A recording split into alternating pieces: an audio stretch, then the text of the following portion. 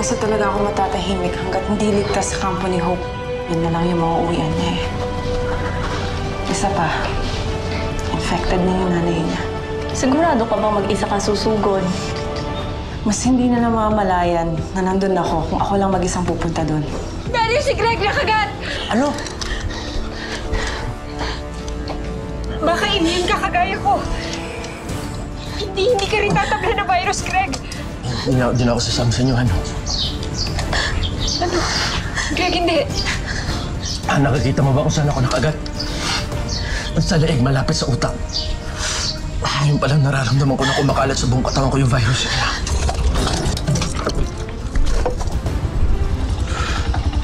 Ako to.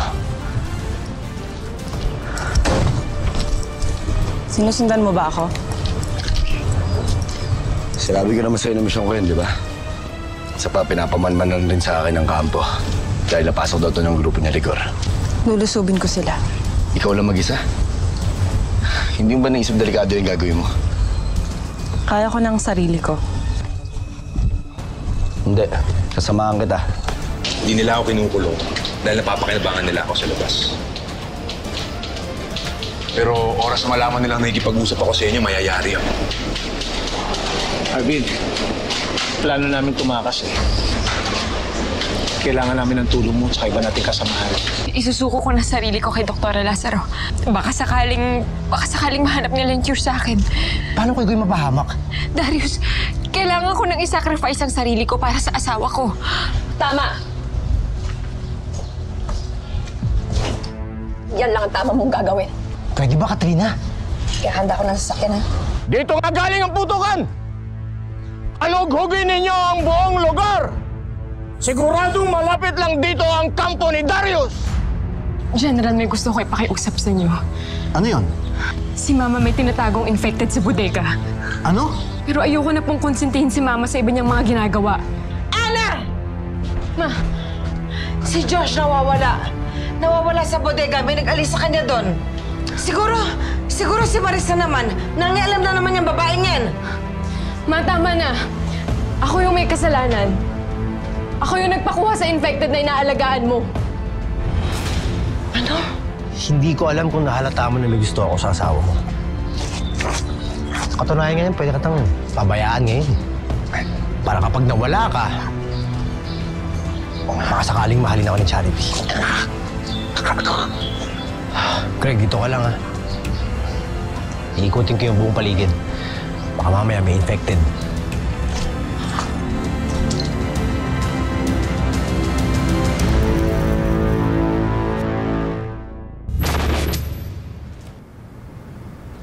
Ano sinabi mo? Ikaw ang nagpakawala kay Joshua? Pinakiusapan ko si General na kunin na yung infected na inaalagaan niyo. Ano? Alam mo bang ginagawa mo? Si Joshua yun, anak ko. Asawa mo. Wala kang karapatang gawin sa akin ito. Bakit mo ginawa yun? Meron, Ma. Dahil para ko na rin kayong ina. Ayokong mapahamak tayo sa infected na hindi naman si Joshua. Si Joshua yun! Ma, hindi si Joshua yun! Wala na si Joshua! Patay na si Joshua!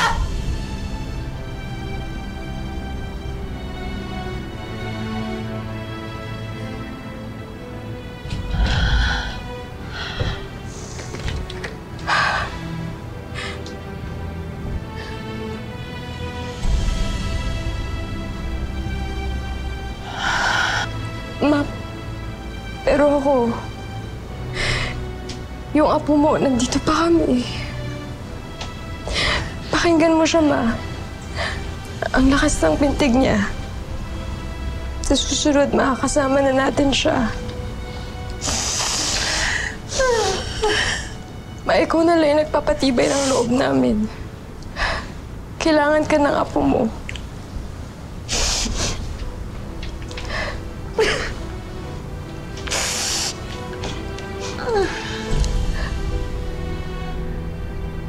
Kailangan ka ng bibi ko, Ma.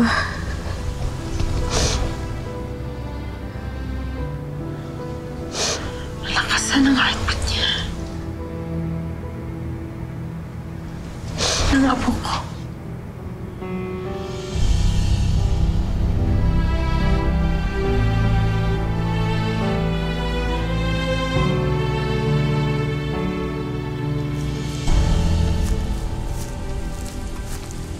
Greg? Greg, asan ka? Saan pumunta yun?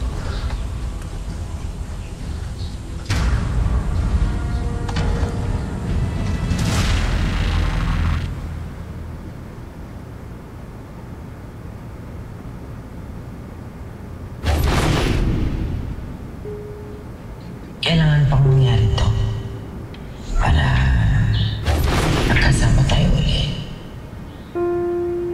I miss you so much, son. So much. I miss you too. I miss you.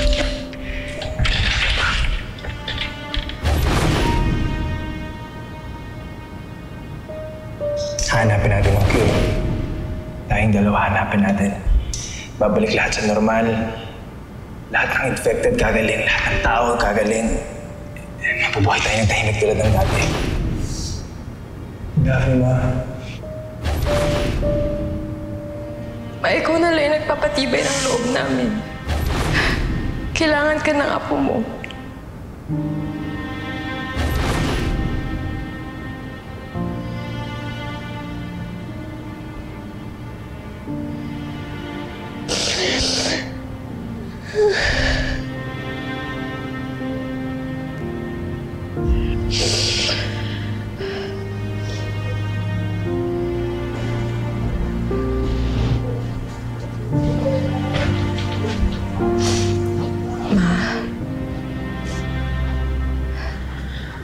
Sorry sa mga nagawa ko. Sorry din sa mga nasabi ko. Ayoko lang naman mapahamak tayo. Kayo. Tama ka. Mali ako. Siguro nga pinaniwala kong buhay si Joshua sa isipan ko kasi ayoko masak... O para mabawasan ang sakit na nararamdam ko.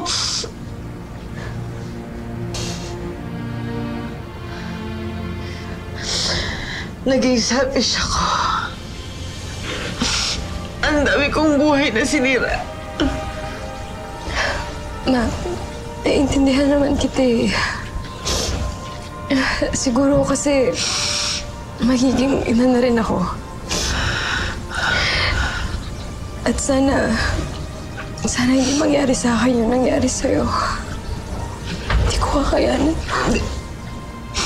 Hindi mangyayari, pinapangako ko sa'yo. Hahanap ako ng cure. Magiging maayos ang lahat. Kung nasan man si Josh ngayon, sigurado ako na matutuwa siya.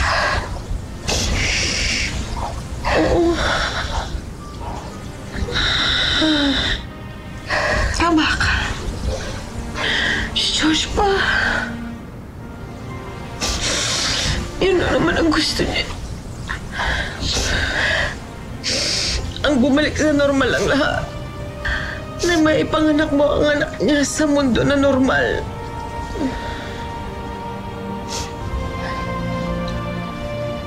I'm sorry.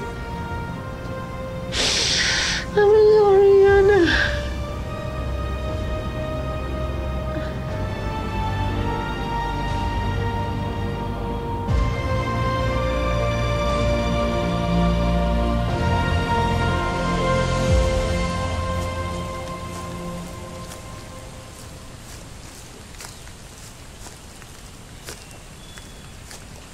Greg, nasaan ka? Hindi ka pwedeng mapahamak! Ayoko masaktan si Charity!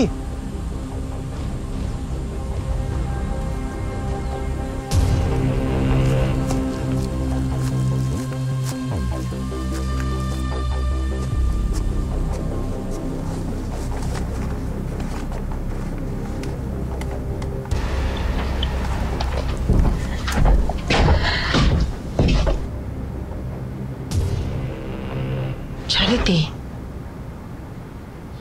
Doktora, nandito na ho ako. Gamitin niyo na ho ako para mahanap ang cure.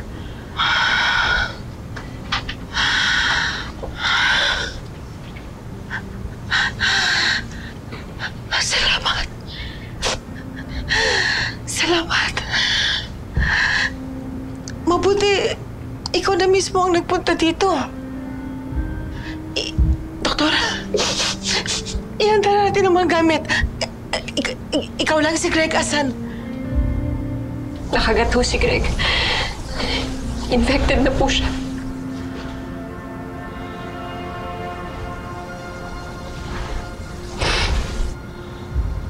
Doktora, tulungan niyo po ang asawa ko.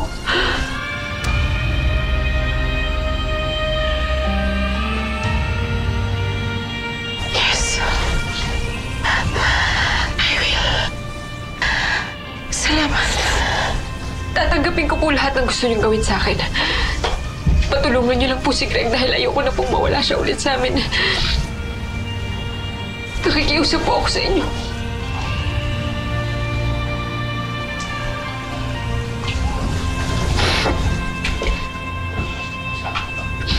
Doktora, iligtas niyo ho ang asawa ko.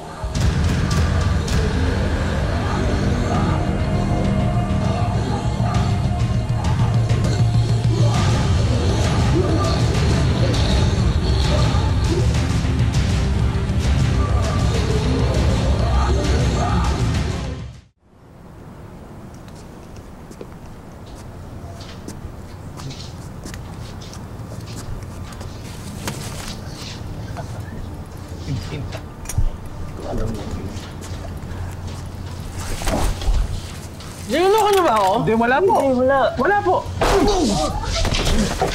Arvin, kala namin hindi ka na babalik eh. Gaya rin sabi mo, gumawa muna ako ng paraan para may madaanan tayo palabas dito. Nasira ko na din yung bar ng gate na malapit sa taniman. Nakahanda na rin yung mga tao natin. Meron na rin silang mga armas. Tara, taas na kayo. Tara na. Halika na.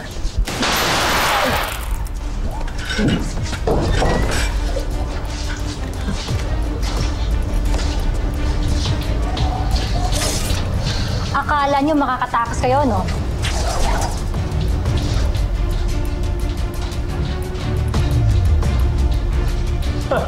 Akala niyo makakatakas kayo, no?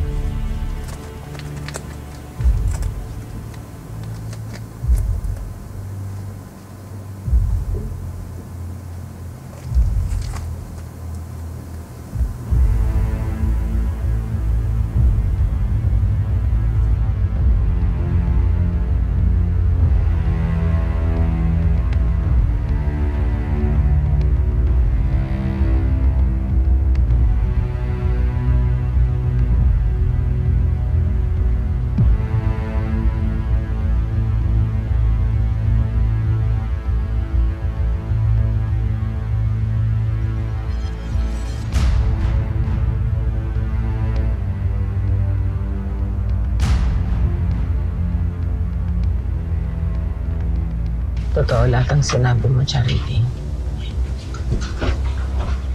Lahat ang sinabi sa'yo ni Adita tungkol sa akin. Totoo.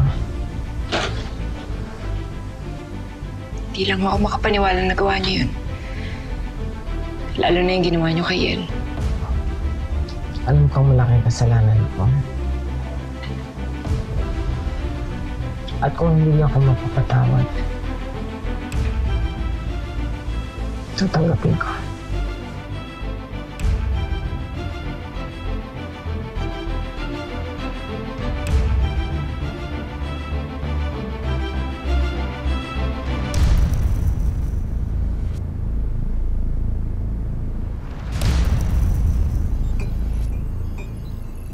Nawala ako sa sarili ko dahil sa pagkawala ng anak ko. Tama si Ana.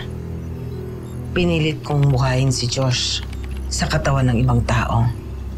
Dahil akala ko gagaan ng sakit. Pero hindi pala. I'm so sorry, Charity.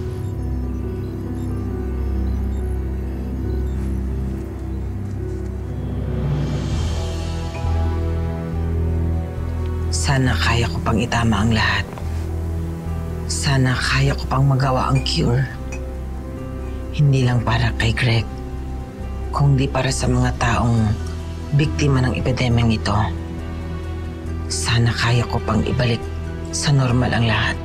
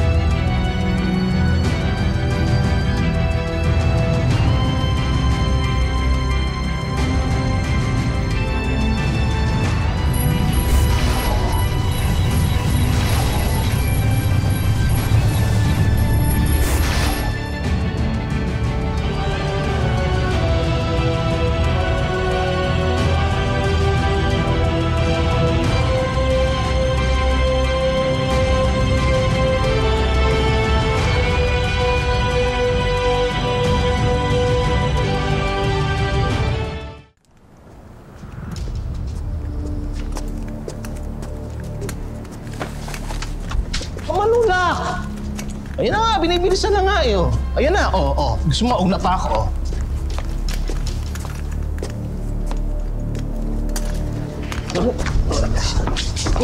Amit.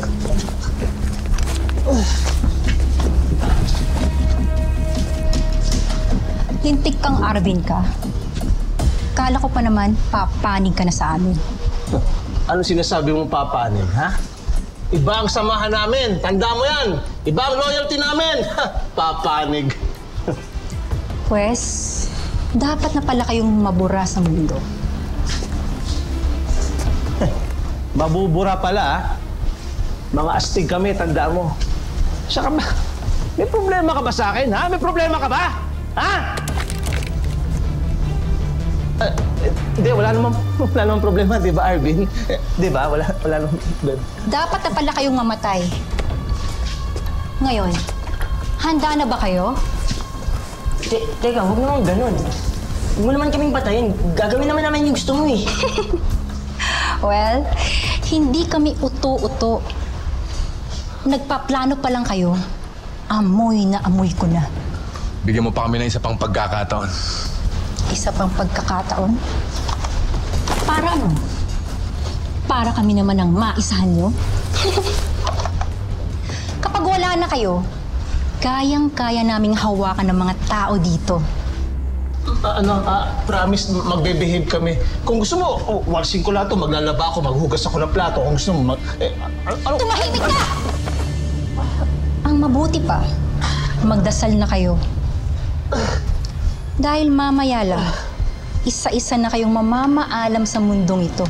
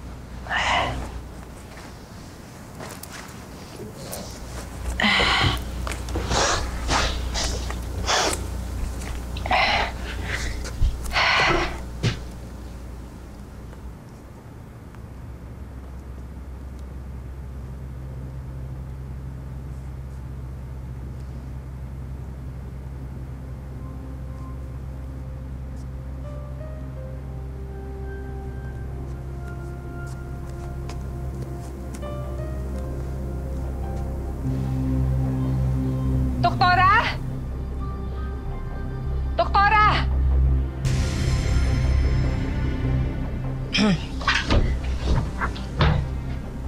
Bakit? Dr. Raciel!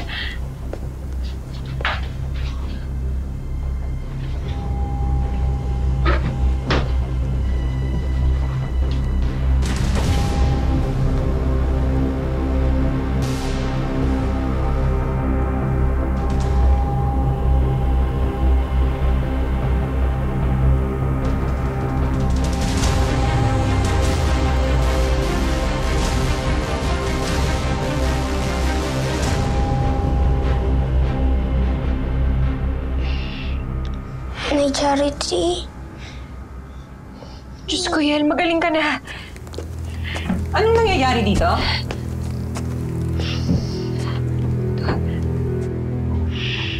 Oh my God. Magaling na si Yel! Magaling na si Yel! Sana nga ito na. Sana nga nahanap na. Totoo na to. Totoo na to, Charity. Oo, Doktora. Effective ang ginawa niyong gamot. Nagtagumpay ka, Evangeline. Nakahanap na tayo ng cure. Dahil sa ito, Charity, based sa mga test na ginawa ko kagabi, napakalakas ang immune system mo. Kaya hindi ka tinablan ng virus ng mga infected na kumagat sa'yo. At galing din sa'yo ang blood sample na ginamit kong mixture sa gamot na itinuro ko kay Yel. Kaya lumakas din ang immune system niya at nakagawa siya ng sariling antibodies para labanan ng virus. Charity, hindi ka lang immune sa MVD. Ikaw ang cure.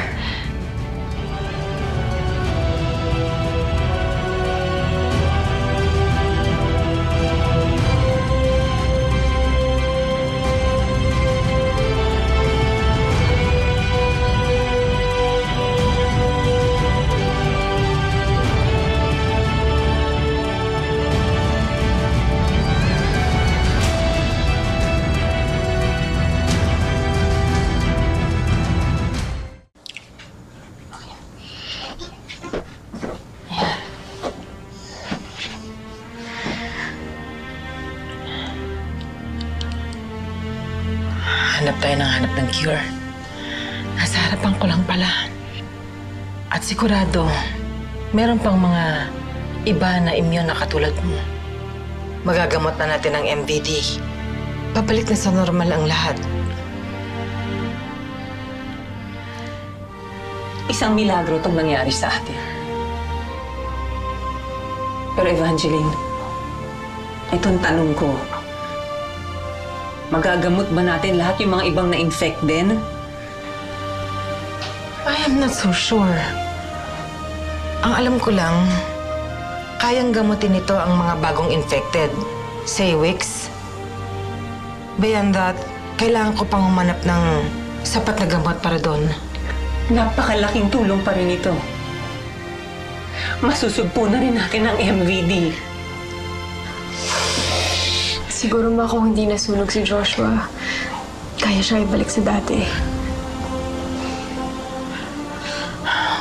Oo, pero marami naman tayong matutulungan. Magtutulong-tulong tayo. Gagamutin natin sila at yun ang gusto ni Josh. Ang makatulong. Diba? Doktora, si Greg. Si Greg po kailangan niya ng gamot. Oo. Sasama ko. Ako mismo mag-i-inject sa kanya.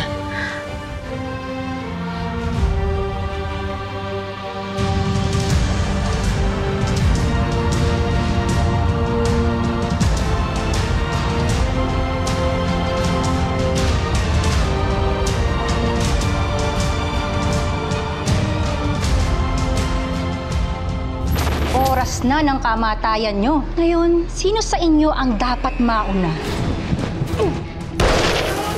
Napasok tayo! Ayun! Wala na si Greg. Wala din si Darius. Baka may sumugod sa kanila kaya napilitan silang umalis. Infected ka na rin pala.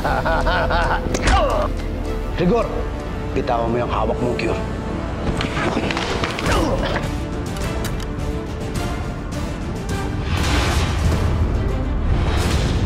Ang lakas talaga ng loob mong lusubin kami.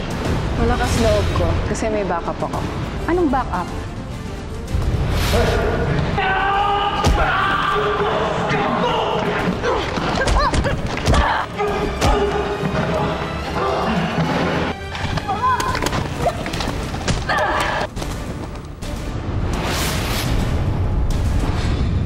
Katrina, hindi na tayo makakalabas dito.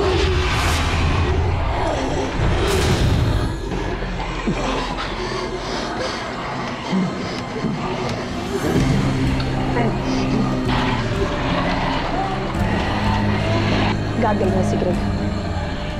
Kailangan mawala ka na.